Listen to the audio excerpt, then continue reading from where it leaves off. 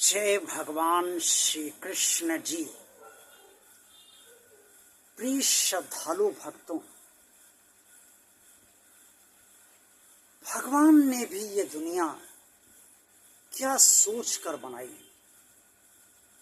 एक तरफ माया रच दी और दूसरी तरफ स्वयं को इस माया के आवरण से ढक लिया। भगवान सदा ही अदृश्य बना रहा, माया बना के। अब हम सब भी क्या करें? माया है तो माया में ही रहेंगे।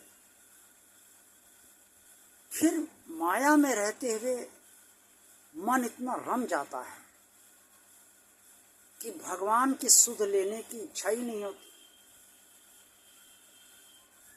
अब अगर भगवान की सुध लेंगे तो माया छूटने लगती है, और अगर माया में ही रहेंगे तो भगवान के पास नहीं जा पाएंगे। जब द्वापर काल में रावण भगवान श्री राम से युद्ध करने जा रहा था, युद्ध करने से पहले उसने अपने मंदिर में भगवान शिव से कहा, ये माया भी तुम्हारी ही बनाई हुई है। अगर मैं माया से मोहित हुआ तो जिम्मेदार भी तो तुम ही हो, मैं थोड़े ही हूँ। ये कहकर वो प्रभु श्री राम से लड़ने के लिए, युद्ध करने के लिए प्रस्थान कर दिया उसने। ये बात कितनी सही है और कितनी गलत है, इस प्रसंग में हम किसी को नहीं पाना चाहिए। लेकिन सत्य ये है कि मनुष्य के सामने हर समय ये समस्या रहती है कि वो किस तरफ जाए, माया के बीच में रहे या भगवान का पूरी तरह से हो जाए। होता क्या है कि हम सब माया में रहते हुए ही भगवान के भी होना चाहते हैं, और फिर वही कहावत हम सबके साथ चरितार्थ होने लगती है, माया मिली न राम। अर्थात ना भगवान मिला और ना माया ही पूरी तरह से मिली। आधा अधूरा जीवन चलता रहता है। आत्मा को भगवान चाहिए और शरीर को माया चाहिए। सारे रिश्ते संसार के माया ही तो हैं, और हम सब स्वयं माया भी हैं, क्योंकि हमारा शरीर है तो हम माया है। शरीर जब अंत्येष्टि में जलकर राख हो जाता है, तो यूँ कहें कि जब मृत्यु हो जाती है, शरीर की सांस बंद हो जाती है चलना, आत्मा शरीर को छोड़ देती है, तो ये शरीर माया नहीं रह जाता। इसके भीतर से जो आत्मा निकलती है परमात्मा का अंश, अब वो तो भगवान अंश रूप में है ही, तो वो सिर्फ अंश रूप की आत्मा ही रहेगी। श्रीमद् भगवद गीता में भगवान श्री कृष्ण ने अर्जुन से स्पष्ट तौर पे ये कहा है कि मेरी माया अत्यंत दुस्तर है, और भगवान की कृपा से ही इस माया से पार पाया जा सकता है।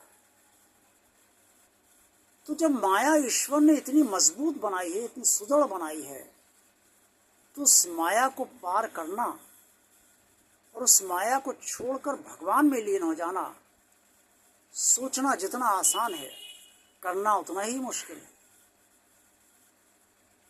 लेकिन मनुष्य के पास अन्य कोई रास्ता भी नहीं है, क्योंकि जीवन जीने के लिए उसे पग पग पर भगवान के सहारे की आवश्यकता है, और भगवान अगर सहारा नहीं देगा तो मनुष्य का जीवन नहीं चल पाएगा।